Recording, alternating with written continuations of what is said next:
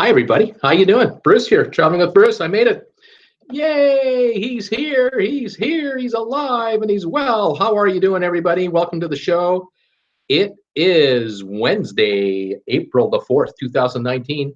Holy moly, fourth day into April already. How you doing, everybody? Sorry about the delay. Had a little technical glitch. Computer didn't want to react quickly enough for me, so I just figured I'd reset it and forget it. Let's see if it works. Cross our fingers, hope for the best. And hopefully the single is coming in loud and clear for you and that you're seeing me okay. Welcome one, welcome all to the show. Traveling with Bruce. We love talking about cruise ships and everything about cruising and the news this week. I thought last week was a big week. I really did. I figured that with a cruise ship just off the coast of Norway, losing engine power in the middle of a howling storm, and passengers having to be evacuated by helicopter for 30 odd hours, 36 straight hours. I thought that was going to last a while. And that story kind of came, it was all over. It's unbelievable how no one is talking about the Viking Sky and its engine problems. Right now, it's all about the Oasis of the Seas. This is what everyone is talking about right now, the Oasis of the Seas. And it's dominating virtually every news outlet out there. It's quite amazing. I have some more news, a little more information about it. I'm happy to share with you any other news that you have as well. Let's compare notes. First of all, thanks to all of you for joining in on this channel. The sub count continues to grow. I noticed yesterday we were at 20,285 subscribers, and here we are, 20,422, another 100 and practically 140 more subscribers just in the last 24 hours. Welcome aboard, newbies. Glad you're here. If you're here for the first time ever, I'm Bruce, traveling with Bruce. Sign in and say hi to me. I would love for you to do that. I get folks who come by and visit with me every day, and they tell me where they're watching me from and what their high temperature is today. Let me know where you're watching me from. What country are you in? What city? Tell me what your high temperature is today. Is spring coming around for you, or are you getting a little blast of winter again? Some folks share what the price of gasoline is in their neighborhood, and some of the folks tell me who's advertising on the channel, try to get their business. I'm always curious to know who's doing what. So thank you for joining me today and coming by. I appreciate it very much.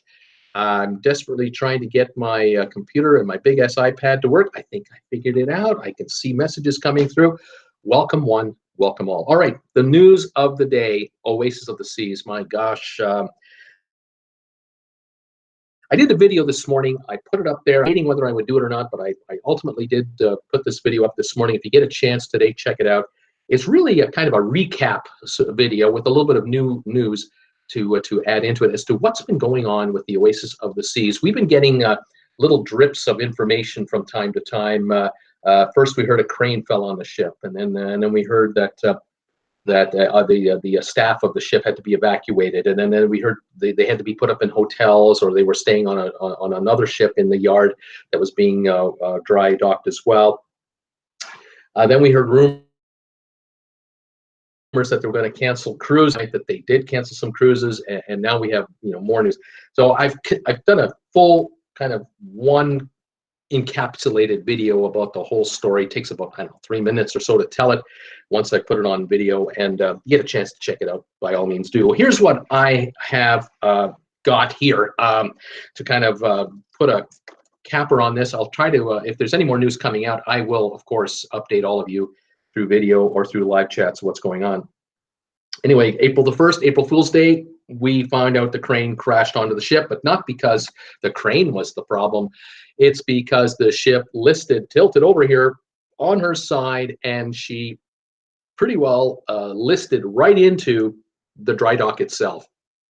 Caused massive damage to the dry dock, causing the crane, which is attached to the dry dock, to all of a sudden do this because the ship leaned this way, listed this way. I keep saying, I want to say leaned. The naval people tell me it's listing. The ship listed this direction, causing the side arm of the dry dock to do this, which caused gravity to make the crane come down here. And she went right across the back of the ship from one side right to the other, right where the aqua shows take place. What a mess.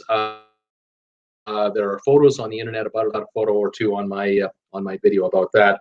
We thought that was the story. And at first I thought, well, the ship is listing because the crane is on it. That's what's going on. No, that's not what it was. It wasn't it. Anyway, great damage done to the port. The Bahamas government has launched an investigation into what exactly happened. The critics of the government, and every government has critics, they are asserting the fact that they think the reasoning here for this disaster is because of lax work regulations and loosey-goosey rules at the workplace. The cruise line insists, and the shipyard insists that they follow all the protocols, all safety measures, and that this was not caused by a lack of proper work habits. However, I think the final arbiter in this whole deal, the person that will decide, or the entity that will finally decide whether this was done right or wrong, will be the insurance companies. They'll be the ones who will decide whether or not the rules were broken or not. And the insurance companies will decide by how much money they hand the shipyard in insurance claims and how much money they hand to Royal Caribbean is who the final arbiter will be. And it may end up in court. You never know. This whole thing could go on for years and years. Bottom line, the dry dock that Royal Caribbean was using is badly damaged and is probably out of commission until it is either repaired, salvaged, replaced, who knows what. There are 3 other dry dock spots in this shipyard. They're operating as usual right now, apparently, and the shipyard owners are attempting to try to lay off as few people as possible, though seems to be the story, workers at the shipyard. Now, the Oasis of the Seas. She was floating on her own, and she had been righted. The list is gone. She's now floating. She was first inside the dry dock. I'm led to believe that she's in that area doing inspections of the ship inside and out. There are probably divers going up and down the length of the hull underneath to make sure there is no serious damage, and they are, I am sure, inspecting and testing the viability of the azopods, the propellers at the back. They are looking at those. There are 3 azopods on this ship. The ship can run on probably 1, 2 for sure. It would be nice if all 3 were working. This ship has to be moved now to Cadiz, Spain. It will not stay in Freeport, Bahamas. It will now go to Cadiz, Spain. I've had a number of people sending me messages. By the way, thank you for all of you who send me messages, by the way, comments on my videos, thumbs ups, you name it. A number of people were asking me, why can't Royal Caribbean just take the ship to one of the naval shipyards in Richmond, Virginia, or Norfolk, Virginia, or wherever, and have it repaired there? They've got aircraft carriers that are looked after over there. I mean, you know, there's some pretty big vessels that are dry docked here. The answer is multiple, but the short answer, I suppose, is this is not the U.S. Navy. This is a foreign flagged corporation's ship. We're talking about a Bahamian flag ship, I think in this case. There's no way a foreign flagged vessel is going to be brought into a U.S. naval facility for dry dock work. It's just not going to happen. The dry docks for the U.S. Navy are very busy. They're fully booked with their own fleet to look after, and they're not going to have a pleasure craft like this come in to do repairs. That's number 1. Number 2, I guess the facilities themselves. This ship needs a specific size of dry dock to handle her, and it's obvious the dry dock facility in Freeport, Bahamas, either is not large enough or is incapable of handling the job they were trying to get it to handle, and they found out the hard way about that. I think Royal Caribbean was hoping to just have 1 cruise canceled, which was the last one departure. Cancel that one. They did that a way back, and get the ship in for a quick 1-week refresh here in Freeport, because it's only about 50 miles from Miami or Florida, and then bring her back to Port Canaveral and put her back in business. Well, that didn't work out. Now they're talking about a 3 cruise cancellation. The 3 cruises that have been canceled is the April the 7th. It's a 1-week cruise, Port Canaveral and back, Caribbean cruise. April 14th, another 1-week cruise from Port Canaveral and back. And the third cruise departing April 21 from Port Canaveral, 14 days to Barcelona. The transatlantic cruise is gone. The ship will be going transatlantic to Cadiz, Spain. That's the intent, that's the plan, that's the hope. But will have no paying passengers on board. Right now, they're trying to determine whether the ship is actually seaworthy enough to be able to do the trip on her own. If she is not able to do the trip on her own, they may have to bring in some super tugs, super heavy-duty tugs, to tow her across the Atlantic to Cadiz, Spain. This is a massive, expensive issue. Every day, it's millions and millions of dollars lost to the cruise line. Once she's in Cadiz, Spain, the dry dock facility there is large enough, long enough to allow the ship to come on in. They'll sink the dry dock, they'll bring the ship in, and then they'll take out, so they'll close the gate behind the ship, in effect, and drain out the water and lift the ship will be right out of the water, and it'll be sitting on top of these, I call them pylons or pilings or whatever the exact word is called. The ship will be totally out of the water, and whatever work needs to be done below the waterline can be done by the staff there and the equipment. Now, what kind of moves were made to get room at the inn in Cadiz, Spain? I have no idea.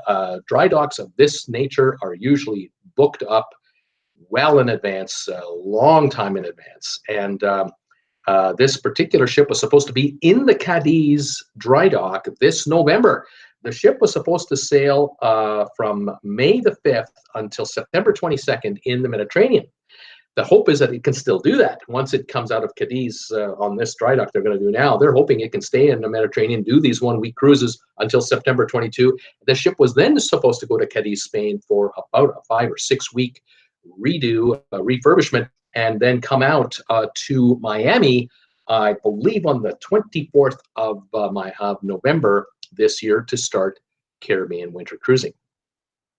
Now, will the ship be going back to Cadiz in September, or will this dry dock actually replace the dry dock they had planned? In other words, will they repair what they have to repair on the ship now, the crane damage, the azopod issues, what they are, I don't know. And can they do any of the dry dock work they had planned to do later this year? Normally, cruise lines, when they plan a dry dock, it's usually a 2-year in advance planning. This ship had been on the drawing boards for her dry dock this year for at least 2 years. And now the question is, how much of that work can be moved forward to now versus later? I don't know if that will happen. It could have been that the cruise line swapped dry dock time. There may have been a ship going into this dry dock facility that the dry dock company, the shipyard in Cadiz, maybe convinced this company that's going to bring a ship in, wait until September. Instead, we're bringing in the Oasis of the Seas on an emergency basis first, and then we'll bring you in later. I can't answer this question. I don't know. I'm speculating how this business works. I can just tell you, my hunch is that Royal Caribbean is paying a major premium price to get the ship into dry dock without virtually any warning whatsoever. They are paying a huge cost for this to be done because it's necessary. There is that kind of damage to the ship. We don't know how bad it is under the waterline. It could be really serious.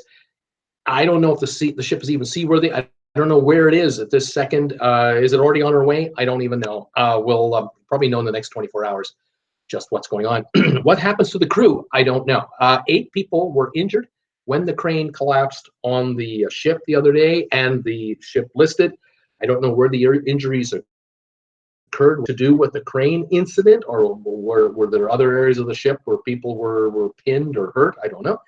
I found out through the Bahamian sources that 3 of 8 people who were in the hospital were released yesterday, I believe.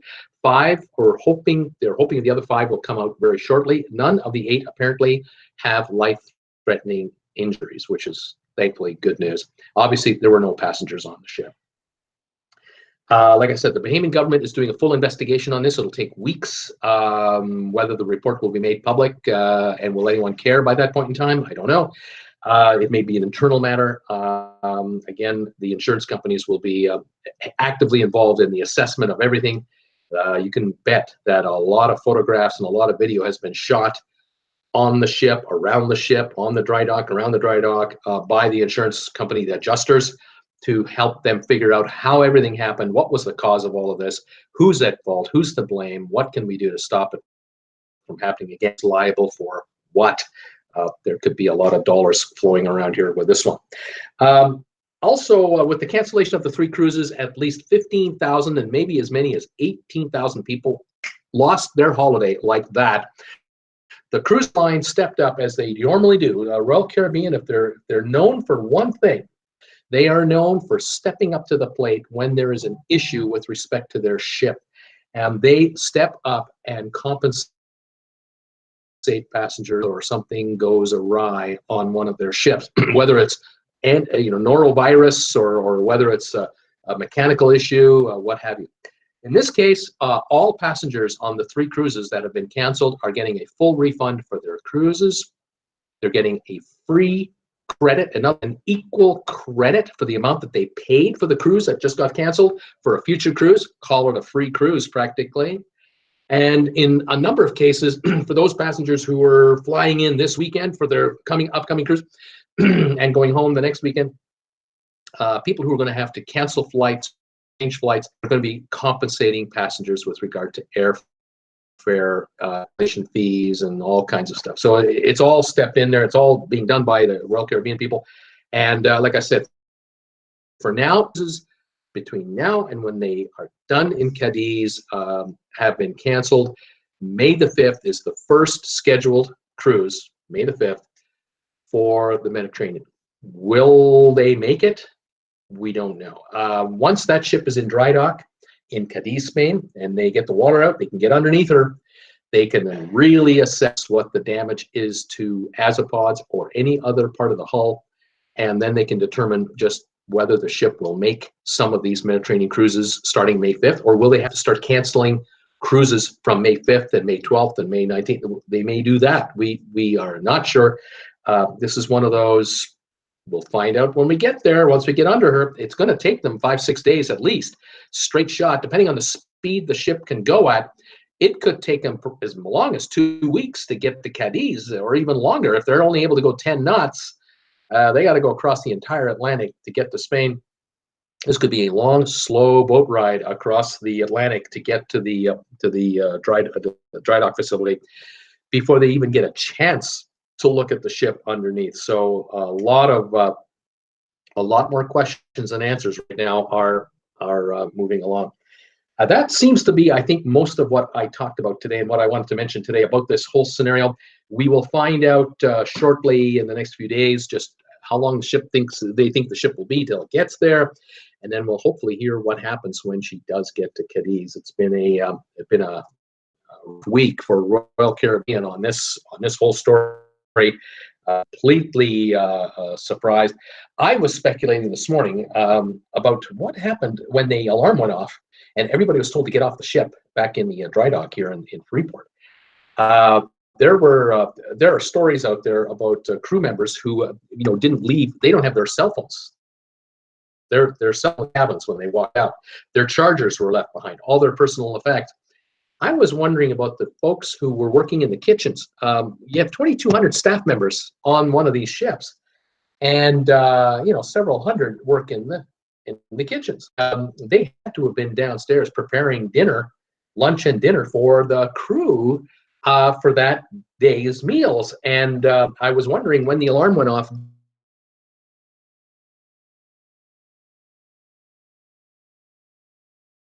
Power was off for 6, 8, 10 hours straight. You got to imagine that everything in the freezers, everything in the refrigerators would have been spoiled. And all the food that was being prepped on the counters, gone. They would have to have thrown all that out, and they would have to have restocked the entire ship. You got to wonder just how tough this is. If the provisions on the ship, if half of them were lost, or more, how do they restock the ship, and where do they do it? Where will the supplies come from? The Bahamas has so much, but will the ship actually go back to Port Canaveral first and restock enough supplies for the 10-day, 12-day crossing across the Atlantic for 2,200 crew? You got all these logistics to go through here. The fuel on board the ship, she'll have to be fueled up to go across the Atlantic as well, obviously. You know, making sure all the systems are working. In other words, how seaworthy is this vessel with the damage just caused? There are people at head office in the Royal Caribbean head office who slept in days. I'm sure of it.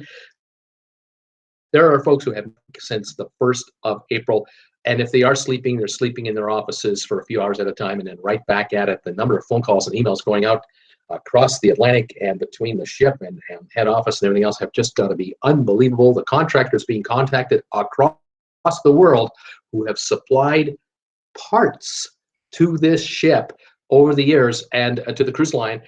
You can imagine if they have to replace an Azopod, those are not just on the shelf somewhere that you can just order that one. They are custom built for the ship. 24 different suppliers supplying parts for the Azopod itself.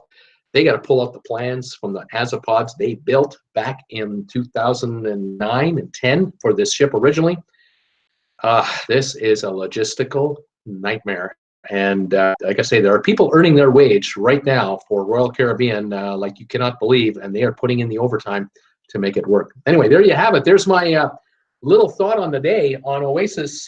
This story just keeps, it's like an onion. Every time you peel off a layer, there's another layer and another here. It just keeps going and going and going. And I thought the big news would have still been the Viking Sky cruise ship with losing engine power off the shore of Norway.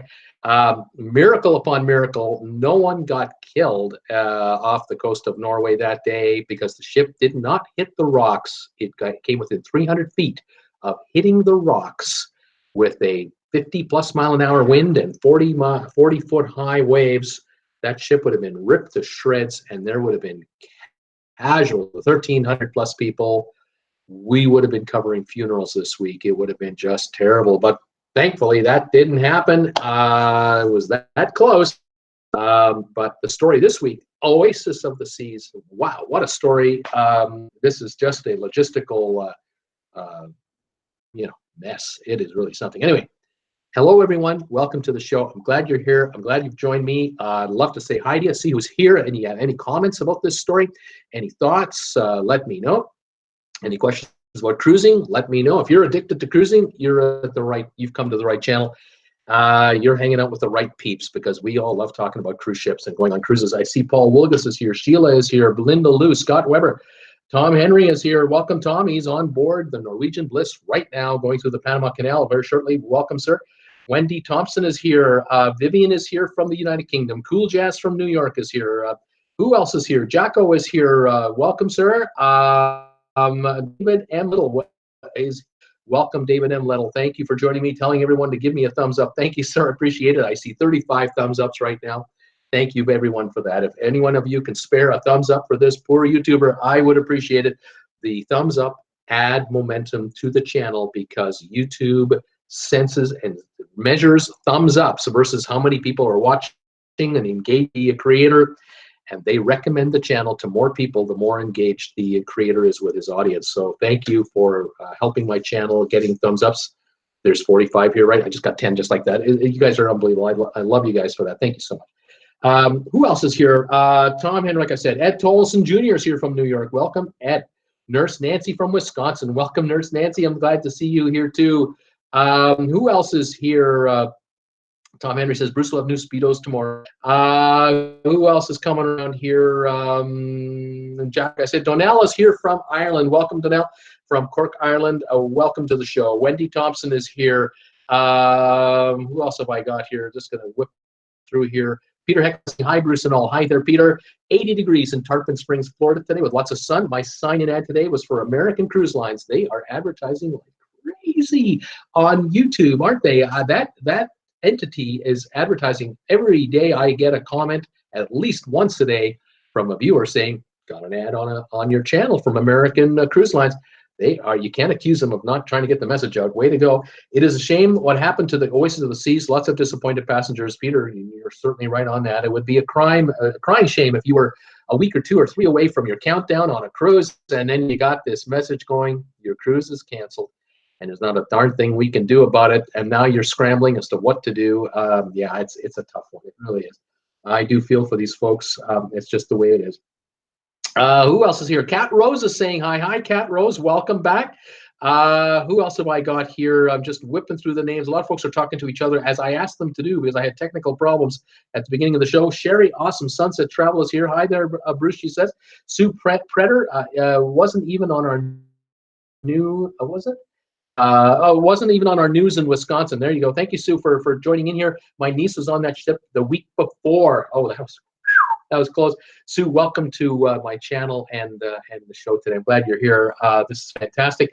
Let's see. Linda Lou is here. I was so surprised that all the skyscrapers of all the skyscrapers in Panama City, there are a bunch down there for sure.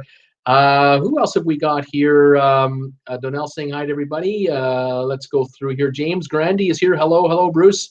Lindsay, New York. Welcome, James, from Lindsay, New York, to the show, the channel. I'm glad you're here. If you're new out there, say hi to me, please. Tell me where you're watching me from. I love welcoming new people, as will my gang. They'll all welcome you in here. Steve Bickler. Hi, first timer from the Villages in Florida. Welcome, Steve, to the show. Bitch, it's warm where you are. Welcome, my friend. I'm glad you're here. Carol Neal. Hi, Bruce, from Port Canaveral. I have a Port Canaveral. What do you call yourselves up there? Like, if you're New York, from New York, you're a New Yorker. If you're from Philadelphia, you're from the city of brotherly love. If you're from Las Vegas, you're from Vegas. What do you call yourself if you're from Port Canaveral? A PC or a space cadet? What do you do? I don't know. I welcome you here nonetheless. You're more than welcome, and I'm glad you've come to join me. And thanks for tolerating me. Linda Lou, hi Sherry. Oh, Danny Boy is here. Hi Bruce. Illinois. It looks like Illinois current temperatures. Isn't that right? Welcome, oh Danny Boy, to the show. Gloria Borecki is here, watching from Vero Beach, Florida. I got Floridians like you cannot believe, folks. I have got Floridians watching the show. I love my Floridians. Fantastic. Welcome, Gloria, as well to my channel. Nurse Nancy, wow, Sue, glad your niece got the sale on her. That's right. Wendy Thompson, 73 here. Met some nice folks from Ontario today at Walmart. Welcome, Steve. I want to live at the Villages. Duncan and hey, Bruce, Duncan here from Florida, going on the Liberty on the 14th. Right on, Duncan, and welcome to my show as well. And I'm glad you're here, and I hope you have a great cruise.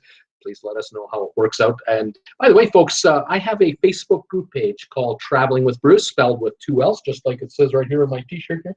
Traveling with Bruce, 2 L's. Head over to the Facebook group page, administrator. I'll let you in. Hang out there between my live shows and videos because my gang here, a bunch of these guys, are posting all kinds of photos and videos on the group page. Whenever I upload a new video, I immediately post it over there just so you know I'm up to something. A lot of my viewers have posted some incredible photos. And of course, Tom Henry, he came through like he promised he would. He said yesterday on this show, live to everyone who would listen, that he was posting a video from the shower in his suite in the on the Norwegian Bliss, and he came through big time. He got in the shower and turned on the water and showed off the perfect shower for what we like to refer to as a biscuit boy. Now, if you don't know what a biscuit boy is, and I forgive you if you don't, because the newbies, how could you possibly know? Biscuit boys is a term that was kind of invented on this channel by accident. There are some of us here, gentlemen, who are, let's say, 1 biscuit short of a serious weight problem, and we love gravy on our biscuits too, by the way. In any event, we need a special kind of shower to handle the contours of said bodies, and Tom Henry got to his mini suite on this Norwegian Bliss cruise ship And he said to me, "Oh, I'm going to post a video for you, man. I've got the shower for that's the perfect shower for a biscuit boy. There's not a crevice that can be missed here." And well, he got in the shower yesterday with the camera. And like I said, if you come on over to the Facebook group page of Traveling with Bruce, spelled with 2 L's right there, you will be able to watch that video in its entirety, and you will not have to watch it like this. You won't have to do that. It's PG rated, but you'll see how Tom has got it. He's got it all. He's got it all. He's got a perfect cruise going through the Panama Canal. He's got a nice suite on the ship, and he's got a shower to boot to match the accoutrements that he's being plied with. It's fantastic. So there you have it.